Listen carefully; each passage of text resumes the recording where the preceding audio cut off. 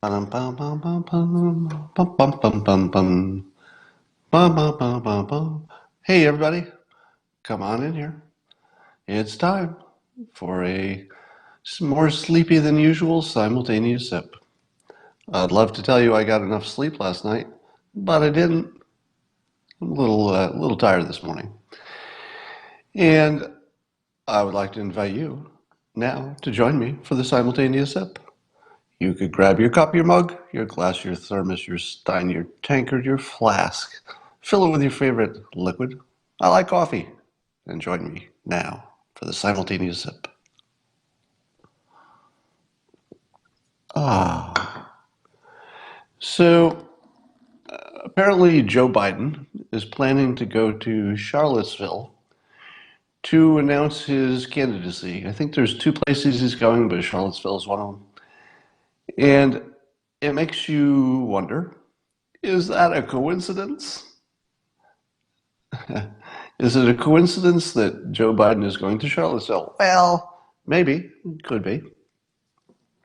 But far more likely, given the fame that Charlottesville's had, he's going there to launch his campaign on a hoax.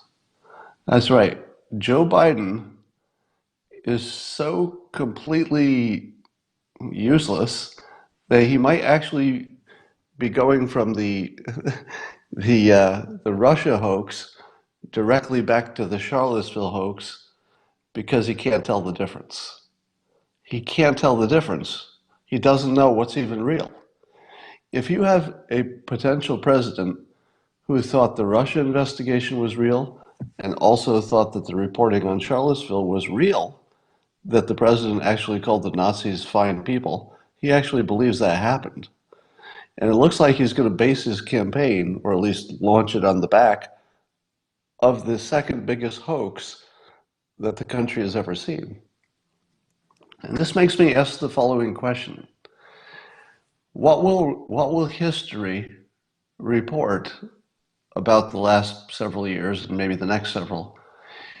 Didn't you always think that history books, sure, they might have been biased in the sense that they would leave things out? Maybe there were things that one country would de-emphasize. Maybe the country had a history of doing bad things, so it de-emphasizes that, and maybe it emphasizes the things that they did right, or maybe it credits somebody for winning a war that maybe they didn't, they weren't the main reason the war was won. So there must be a lot of that. You know that history was written by the winners for the purpose of brainwashing the youth. Now, if you don't know that that's what history is for, you're probably living a confused life. History, in terms of the history books and the history lessons, is not designed to tell you what happened. It doesn't have that purpose. You're taught that it has that purpose when you go to school. You think you're learning history for the purpose of becoming educated and becoming a citizen who knows how to function, etc. That's not the purpose. That's not even the intention. It is expressly for brainwashing. Now, I'm not complaining about that because brainwashing children is what you need to do to children. If you didn't brainwash children to be good citizens, they would not be as good as citizens. You actually do have to train children because they have no critical reasoning. And if you don't train them like animals with a treat, hey, do this, you get a treat. If you don't do that, you get bad citizens. So it's not like there's much choice at the moment. But imagine who writes the history books of this period. Who's going to write the history of this presidency? And if they write it, is it going to say that Charlottesville was real, or are they going to say it was a hoax perpetrated by the media to imagine that the president said that the Nazis were fine people? If you're new to this conversation, the same time he said that there were fine people in Charlottesville, he very quickly and without prompting said, I'm not talking about the Nazis, they should be condemned totally. So he is, as clearly as you could possibly say it, he condemned the racists. but it's reported as the opposite. Now, what about the Russia collusion story? You're watching with your own eyes that the world split into two movies. When there was uncertainty, and this feels like quantum physics or something, when nobody could observe the truth of the Mueller report, when you didn't really know what was going to be in it, the world was sort of on the same side. Some people suspected it would be bad. Some people thought it wouldn't be. But we were still sort of in the same world in that we didn't know and we were waiting for an answer. But once the answer came, instead of people saying, a common answer, let's all circle around this and have the same interpretation, that didn't happen. As I told you would happen, the world split into two movies in which there are two completely opposite truths that are operating simultaneously.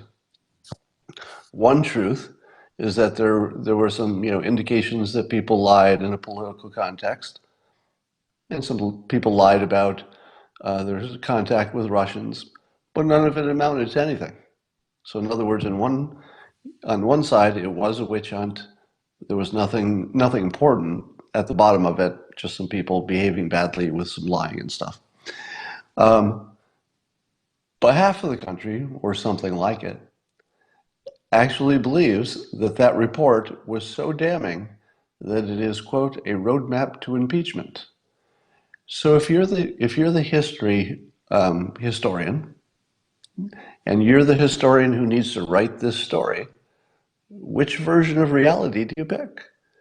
Do you pick the reality in which he was not found technically guilty enough to be indicted, but that there was plenty of evidence of collusion? Because you're being told that by, let's say, Clapper and Brennan and those guys, they're selling a version of history that is invisible to the country that just doesn't see it at all. Only one of them will be the history. So how about the history of whether or not the president mocked Serge Kovaleski, the reporter who had a congenital problem with an arm, so he had a bad arm. And you've all seen the videos of the president making a mocking gesture that looks like he's mocking that guy. So if you saw that and you thought, well, that's reality, well, that's your history. Except if you see all of the other videos in which he's mocking people with the same motion, you see that he just does it to mock dumb opinions. He made the same motion when he mocked Ted Cruz, an entirely different time. And he's made the same motion when he's mocked other people.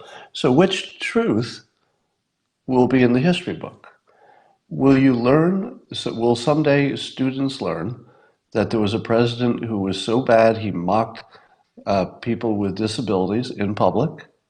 Or will they learn it didn't happen and the media framed him?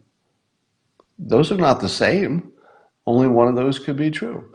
Will they learn that the president was good for the economy? Or will they learn that he was lucky and he inherited a strong economy from Obama? Well, somebody gets to write the history books. Which way are they going to write it? Did the things that he did, were Trump's actions important to get us to where we are? Or were they unimportant? Will the history books say that we had a racist in office? Or will they say that we had a media which was out of control? Those are not the same. You could imagine there'd be some overlap, but those are very different histories. All right, now, I'm very amused by the fact that the media doesn't quite know which horse to back for the Democrats. I think it makes sense for them to give as much attention as they can to candidates who are interesting. So Mayor Pete Buttigieg is interesting. And I would expect he'll get a lot of attention if he keeps saying interesting things. I don't think he has any chance of winning the presidency.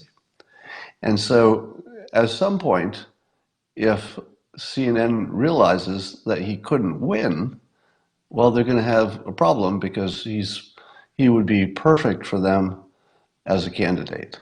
Yeah, I'm sure they would love to cover him. He's got something interesting going on because he's married to a man, so that makes the whole story more interesting. And, he's clever and, he's got lots of things going for him. But if he can't win, will they back him? uh, yeah, so I've been predicting for, I don't know, at least 8 months or so. I've been predicting that Kamala Harris, as boring as she is, might be the only one who could survive the primary process.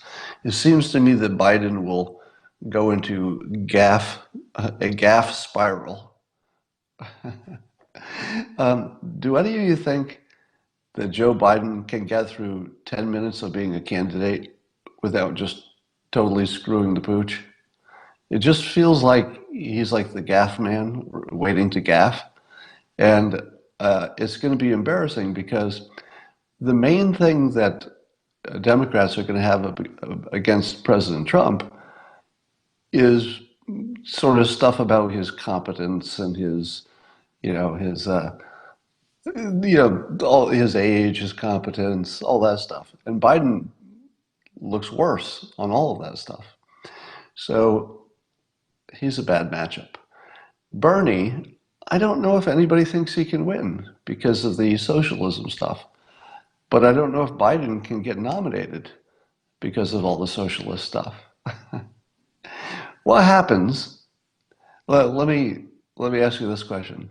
So apparently the White House is working on their own health care plan. What happens if it's good? There's one thing that nobody sees coming.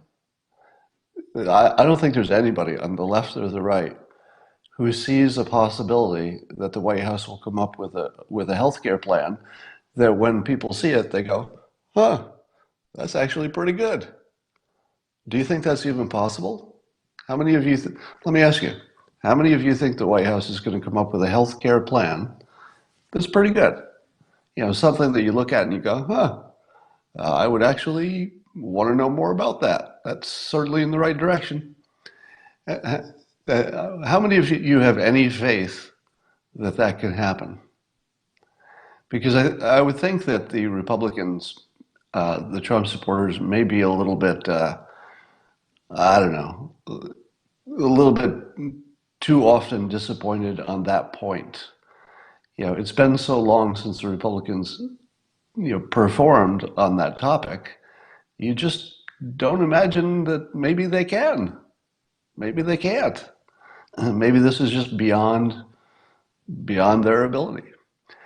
But they do have smart people working on it.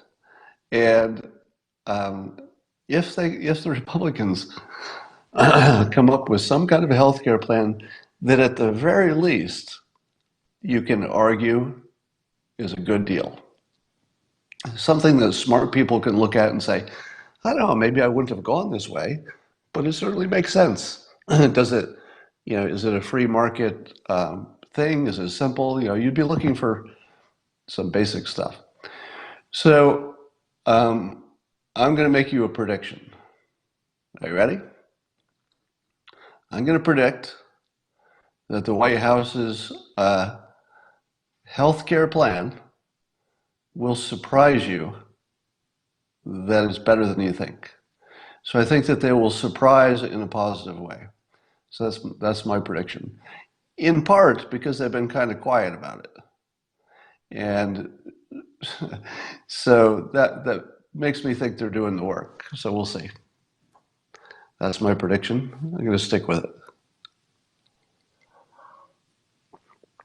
The Democrats will call it worse than the Holocaust. Yes, they will. All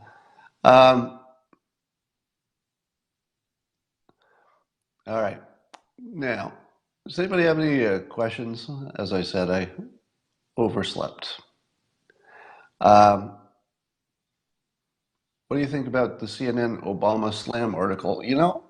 I saw that headline and I didn't see who wrote it. I was assuming that if it's on CNN and it slams Obama, so Mueller report looks bad for Obama is the headline. I just want to see who wrote it. Scott Jennings. Huh. Oh, so Scott Jennings is a pro-Trumper, right? Yeah. So if we're being fair, and sometimes I like to be fair, if we're being fair, CNN does have guest opinion pieces on their website that are from pro-Trumpers. So they do occasionally have Steve Cortez, and every once in a while they'll have somebody who's a pro-Trumper do an article. So you got to give them credit for that. They do give a platform. But the truth, in terms of communication, the truth that people hear has a lot to do with frequency and context. So if you only have one pro-Trumper and you have 100 anti-Trumpers on your network, you can't really say you gave them, a fair platform, because the volume of one kind of opinion is always is always going to be more important than the fact that you allowed another opinion. Just the fact that it was allowed, if it's dwarfed by all the other opinions, you're still sending the message that one of them is true and the other one is an outlier. Uh, so let us take stock of the number of things that people assumed about this presidency that didn't work out. They assumed the economy would crash. Wrong. They assumed we would be getting into more wars, not fewer. Wrong. A lot of people assumed that the president would not be tough on Russia. Wrong. I mean, I think maybe somebody would argue about that, but I'm pretty sure that the United States administration is tougher on Putin than we've ever been. One of the things that people always say is, how come President Trump isn't doing more to stop Russia from interfering? What's wrong with that opinion?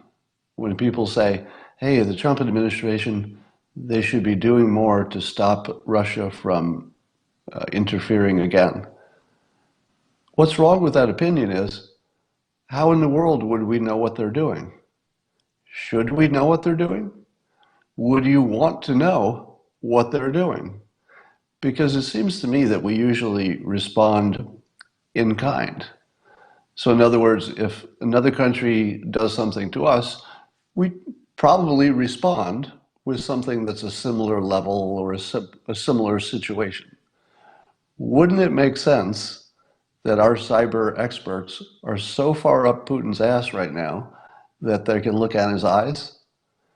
Don't you think that the president and the administration has sent a message to Putin that if they see a trace of this again, they're going to take him out? Take him out, meaning that their cyber operations would get pretty serious, sort of a mutually assured destruction. Because you can imagine that our cyber forces could do any manner of damage over in Russia. And now, having warned them as clearly as possible about what would happen if they do it again, and knowing that we could probably detect it, would they do it again? And what more could the president say that would be more effective than whatever we've already said? Let me ask you this. Do you think Putin is sitting over there in Russia and saying to himself, ha ha ha, I've got a free pass. This next election, I'm going to go interfere again because it wasn't, the blowback wasn't that big. I think there were some sanctions, right? Do we still have some sanctions on them because of their involvement in the election last time? I don't think so. Do you think Putin is saying it's totally worth it? I'm going to do it again? Probably not. That doesn't mean he wouldn't consider things that he thought he could get away with. Because if he thought he could get away with it, of course he'd do it. But does it look like they can get away with cyber stuff anymore? We're all going to be looking for it. We're going to see Russian involvement even where there is no Russian involvement. We're going to see nothing but Russian involvement everywhere. Everybody's going to be looking for it. So if it feels to me that Trump or the administration is probably doing as much as they possibly could in terms of making sure Russia has a very clear message, don't do this again, and also probably making it clear that they know exactly what their future looks like if they do it again. And it's probably not pleasant for Russia. Um, Um, I wish someone would publish what exactly they posted. I don't know what that means. All right. Um, Here's my idea for North Korea. You want to hear my new peace plan for North Korea? So we've got this little impasse where apparently we're all afraid of who goes first. So, not afraid of, but nobody wants to go first. So Kim doesn't want to give up his nukes, all of his nukes, first before the US does whatever that he wants us to do to de-escalate, get rid of the sanctions and be less militarily aggressive, I suppose, in whatever way they're talking about. Now, uh, because we can't get past that, the US is never going to go first, and Kim really can't go first, even if he wants to get to the end. Nobody knows how to go first. So here's a suggestion. I'm just going to throw this out. What if the United States decided to not only declare an end to the Korean War, which would be symbolic, wouldn't really have any impact on the ground, but suppose we suggested to North Korea that we would work with them for their mutual defense against Russia. I'll let that sink in a little bit. Suppose we made a deal with North Korea to partner with them militarily to protect them from Russia. Now, the first thing you might say is they don't need any protection from Russia. Russia is their ally. They've been working well with Russia since the beginning. But here's the thing. Here's the thing. Don't you think North Korea is afraid of Russia? Don't you think that North Korea worries that Russia is trying to control them? Because I'm sure they are. Why wouldn't they? Now, your first reaction is this is a terrible idea, and I get that. So let's just talk through it. The mental thing that happens if you say, hey, North Korea, it looks like we have a common enemy. So why don't we, join forces, not militarily. I'm not talking about doing, joint military action. I'm not talking about arming North Korea with any kind of weapons that would be any kind of a threat to the South or to us. I'm talking about some kind of a military support agreement, something that wouldn't bind us too much, but would show that we're sort of on their side defending against Russia. What makes this interesting is it redefines the whole situation. And it gives Kim something to show as success. Not only did we end a war with the United States and with South Korea, which would be a big accomplishment, we've actually joined forces, at least in some minor military way, and it could be more symbolic than actual, to protect against Russia. Now, I doubt they would take that deal. But here's the bigger thinking about it. How do you get past the problem that nobody will go first? And the answer is you have to shake the box again. You have to change the variables in play. If what you're thinking is you give us something and then we give you something and then we can have some kind of a peace deal, apparently that's not enough variables. Because if it were, we would already have a deal. And keep in mind that both sides want to get to the same place. It's not like there's an actual disagreement. There's only a disagreement on the path. There's not a disagreement on the endpoint. The endpoint is North Korea would like to be secure, and we would like to not be threatened. There's economics involved with that, but basically that's it. And since we don't have any kind of an issue with North Korea not being threatened, I mean, we have no national interest in threatening them, and we don't have any, and likewise, we have no reason to want the other not to get what they want. So we should be able to make a deal, but we need to introduce some variables. So one of the variables might be that whatever agreement we make doesn't look like a simple agreement between North Korea and South Korea in the North to end nuclear war. Maybe you have to broaden what you're talking about. For example, I'd mentioned before that maybe what we would say is we'll work with North Korea to make them the nuclear power testing site for the world. You could test some, Generation 4 stuff, and then they could transfer their nuclear expertise. It's about 75% useful for peaceful nuclear technology. So you could transfer your resources that you built up, and the public would say, hey, this is great. We got something valuable. We got peace out of our nuclear program, and we got energy, and we got an economic way forward. This is all good. So it could be that you have to introduce something like, a nuclear related positive energy thing, or something to do with an international agreement that would protect them in ways they're not already protected.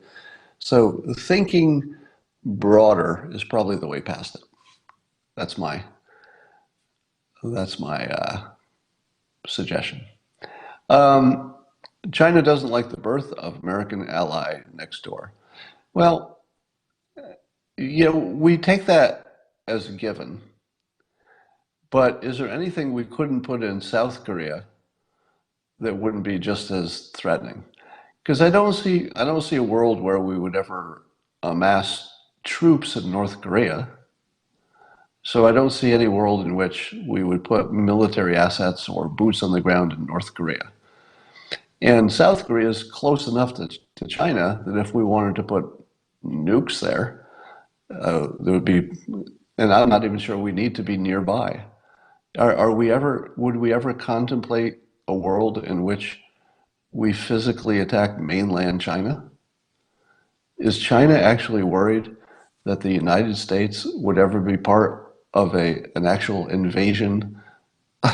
I don't see them worrying about that for 1 minute. Is the United States worried that China will try to physically invade the United States, like pull a bunch of boats up and get out of the boats and start running toward our shores? I don't think so. I think we have zero worry about that because we have things called airplanes and missiles and stuff. If we ever got into a war with China, it's not going to happen with boats. And if it does, it's going to be a skirmish, not a war. So I would test the assumption that China has a big problem with North Korea being okay with the United States. I just don't think it makes that much difference as long as there's no change in military assets. And indeed, it might lead to fewer military assets in South Korea. So it could be that if the North gets friendly with the United States, it would reduce the amount of military assets in the neighborhood of China because we just wouldn't need it. Uh,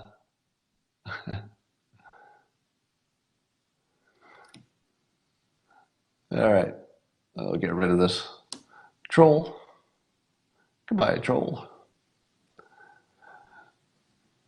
What does Gordon Chang say? Lately, whenever I hear Gordon Chang, who is probably one of the most knowledgeable people about that area, uh, he usually is talking about China shafting the United States and how we must be a lot tougher. Um, and I'm sure he's right about that.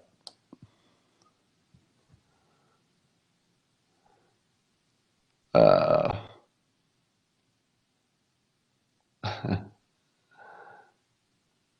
all right. Simulation today.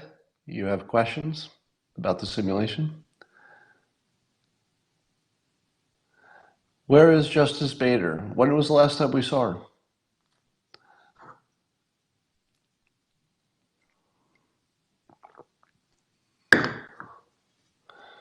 Chang does not think Kim is winning. Somebody's asking here, what does Dershowitz think of the Mueller report? And I haven't seen him, which is weird. You would think he would be one of the primary people you'd see. But I have not seen anything from Dershowitz, so if anybody's seen it, tweet it at me. Trump approval is down to 37%, somebody says. I haven't seen any. I have not seen that, but if that's true, it would be a headline on CNN. Let's see if they have anything like that. I don't see it. It might depend which survey you're looking at. Oh, Dershowitz had an article on the Hill. Okay. My book, Loser Think, which I am happy to say was accepted yesterday. So my publisher accepted my manuscript. Now, it was, I knew it would be accepted eventually because we have a long history and I know how to do these things, writing books, that is. But it is always a big, big day for an author to be done with a book. Now, remember, I have a day job plus this. So adding writing an entire book on top of what you were already doing, your full-time job that you already had, is a really hard thing to do. I don't know if you can quite understand how hard it is to hold the material of a book in your head. Because for months and months, you have to hold in your head all of the chapters. You have to keep, reconfiguring them in your mind, you have to learn which ones are stronger and weaker and how they all tie together. You have to figure out sort of a story arc, even though it's nonfiction. You have to figure out a beginning and a middle and the end. So the engineering complexity of writing a book, at least the books that I write, just the complexity of the actual engineering of the writing is insane. It is so brain draining that it's hard to explain. When you think about writing, you're typically, if you're imagining being a writer, you say to yourself, okay, if I can imagine what that would be, you're sitting in front of your keyboard and you know what you're going to write about. You've either researched it or something, and you're writing sentences. So your imagination of what it's like to be a writer, if you're not one, is probably about writing sentences that fit well together. But it's actually layer on top of layer on top of layer of how simple it is, who's your audience, have you connected your thoughts? How many thoughts are there? How long is it? How do you engineer them together? How do you manage people's feelings? How do you talk to the audience and still tell them something new? How do you add layers of humor? Is there a visual element? Do you add a visual element? How do you tie this all to the headlines? How do you tie it to the zeitgeist, something people are already thinking about? How do you make sure that people see it as something new? Because there are so many books in the world. How do you prevent somebody saying, oh, I think there's so many books like this already? How do you do all those things? You have something like a 25 dimension problem. And every time you sit down to write a sentence, you have to imagine all 25 dimensions so that your one sentence you're writing, and there will be many sentences in your book, that every sentence makes sense with about 25 dimensions. So that's what it's like to write a book. And if you can imagine how absorbing that is and how much it takes of your gray matter, I barely have enough left over to drive a car. It's so completely absorbing. Now, not everybody writes books with the same method I do. So I know from experience that a lot of you have curiosity about the mental process or the business process of writing a book. And I understand because I had the same curiosity before I was doing it. I usually work in layers, meaning that I start laying down a layer and I'll go back to that layer and I'll rework it lots and lots of times. But until I've got a layer that I like, I don't add the next layer. So for example, one layer might be an outline of the general topics I want to include in the book. So I'll make sure I've got the topics and they're roughly in the order that I want them. That's one layer. But then I've got to tie them all together. I've got to make sure that they make sense as a whole. That's another layer. I've got to add a style of writing, which could be different depending on who the audience is. So my style might be simple, or it might be more academic, or it might be more lighthearted, or it might be something else. At some point, I add humor. So I might actually write an entire book and then go through and then change some of the sentences to funnier versions of the sentence. So that's a whole other layer. So Yeah, and then organization-wise, somebody asked the question, how do you organize a book? And the answer is, there's some things that you need to have in some places. So typically your first chapter or two, you want to be really, really strong, and you want it to be the one that makes you curious for the rest of the book. So your first two chapters are really a marketing job for the rest of the book. So marketing is another layer. You're actually marketing the book within the book. Because if somebody reads the first few pages, that does not mean they're going to read the rest of the book. A lot of people bail out. So your first few pages are really a marketing plan to get somebody to read the rest of the book.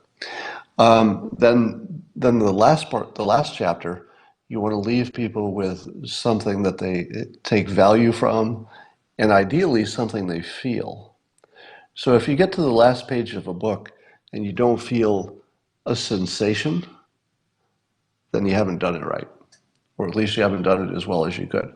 You want somebody to feel at the end of the book one of these things. It could be any of these things, but you want them to feel one of these things. One, I've got to talk to somebody about this right away. If at the end of a book, somebody is saying, I need to talk to somebody about this. This is so interesting. I just got to go talk to my friend about this. That's a good book.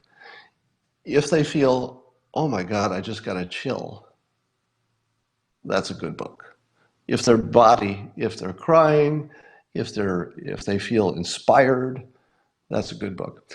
If you can get somebody at the end of the book and they say to themselves, I'm definitely going to read this book again, that one I love. All right. If the last word somebody reads of your book, they read that last word, and the next thing they think is, damn, I got to read this book again. Not today, but I want to read it again. So those are just some of the things that you want people to see at the end feel at the end of the book. The middle of the book tends to be a lot of the let's say the bread and butter, the meat and potatoes, the information that may not be fascinating, but is still the meat of the book. You know, the real important factual good points, solid thinking, etc. So the middle of the book can sometimes be less interesting, at the same time it's more useful. So it could be the useful part of the book in the middle, but as an author, you know that because it's factually thick, it's going to be hard to make it interesting at the same time. So if you got a lot of stuff you're trying to convey, you don't have as much wiggle room for adding the art and the feel and the, guiding the reader through. So those are your basics. You want a big opening that's really the marketing to tell people, yeah, I really do want to read the rest of this book. So that's your good stuff. The middle might be less fascinating, but more useful. So the first part is more getting you interested and getting you excited. The middle part might be less exciting, but really the useful part of the book. And then at the end, you want to leave them with a feeling. It's like a gift. What gift did you give them at the end of the book? So that's for nonfiction. For fiction, you've got a whole story arc. That's a different deal. All right, that's more than most of you want to hear. So I will end here, and I will hope that you have a great weekend, and I will talk to you later.